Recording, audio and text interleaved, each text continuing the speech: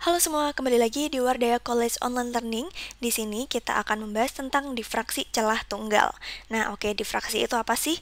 Difraksi itu adalah sebuah fenomena ya, di mana ketika ada gelombang yang masuk atau lewat celah sempit, ternyata gelombangnya itu bakal disebarin. Padahal kalau kita bayangin gitu ya, kita bayangin tanpa mengetahui ada difraksi ini, kalau ada gelombang yang lewat suatu celah, kita mikirnya ya udah kan, dia bakal dilewatin aja gitu. Tapi ternyata enggak. Kalau celahnya itu sempit, ternyata dia disebarin gelombangnya gitu. Nah, ternyata difraksi ini itu bisa kita amati lebih jelas kalau misalkan lebar celahnya itu lebih kecil daripada panjang gelombang yang lewat. Contohnya pada gambar ini ya. Panjang gelombangnya itu adalah yang ditandain panah merah. Ini lambda itu panjang gelombang. Terus ini lebar celahnya nih. Ketika celahnya itu lebih lebar daripada panjang gelombangnya, ternyata si gelombangnya itu cenderung diterusin aja gitu. Difraksinya kecil banget nih, nggak terlalu terlihat gitu. Tapi ketika si lebar celahnya dikecilin, coba lihat, dia terlihat ya lebih menyebar. Dan apalagi kalau celahnya itu kecil banget, difraksinya jadi makin kelihatan. Nah, oke. Nah, difraksinya itu contohnya kayak gimana nih? Ada contoh gambarnya ya, difraksi cahaya. Di sini ada yang bagian terang pusat, terus ternyata di bagian kanan kirinya ada gelap terang. Nah, kenapa kok ada gelap terang kayak gitu? Nah, ternyata setelah cahaya tadi yang masuk ke celah itu didifraksi gitu ya, terdifraksi, ternyata habis itu mereka membentuk pola interferensi. Jadilah terbentuk gelap terang kayak gitu. Nah, jadi sekali lagi kita tuliskan bahwa pola difraksi ini bisa diamati kalau A-nya lebih kecil daripada lambda gitu ya. Tapi nggak boleh terlalu kecil juga sih. Nanti kita akan bahas di video selanjutnya.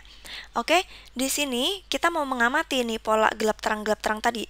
Kita pengen menentukan lokasi yang gelap ini kira-kira jaraknya berapa sih dari pusat kayak gitu. Kita mau menganalisis di situ. Nah, untuk menganalisis itu kita bakal melewatkan gelombang cahaya ke sebuah celah nih, yang lebarnya itu A, kemudian di belakangnya itu ada layar. Nah, jaraknya dari celah ke layar itu D besar. Oke, di sini kita bakalan bagi untuk celahnya itu menjadi beberapa bagian ya. Contohnya di sini kita bagi dia menjadi 2 bagian. Nah, ternyata setiap bagian dari celah tersebut itu bisa berlaku sebagai sumber cahaya baru. Dan karena celahnya sempit, ini sumber yang baru tadi itu bisa dianggap kayak sumbernya itu titik gitu. Jadi kecil banget ya. Nah, oke, misalkan ini dibagi 2, berarti di sini ada gelombang nih yang warna merah ya. Yang warna merah di sini. Terus ada yang ini, ada yang tengah, ada juga yang dari sini, cuman ini nggak digambar ya. Oke, kita amatin yang 2 ini. Yang 2 ini mereka bisa ketemu ya, bisa berinterferensi gitu.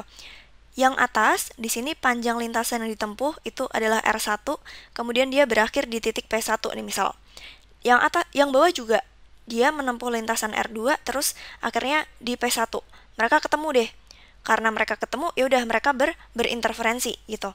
Nah, di sini beda lintasan antara R1 dan R2 kita sebut sebagai delta S. Jadi yang warna hijau, path length difference atau beda panjang lintasannya kita sebut delta S.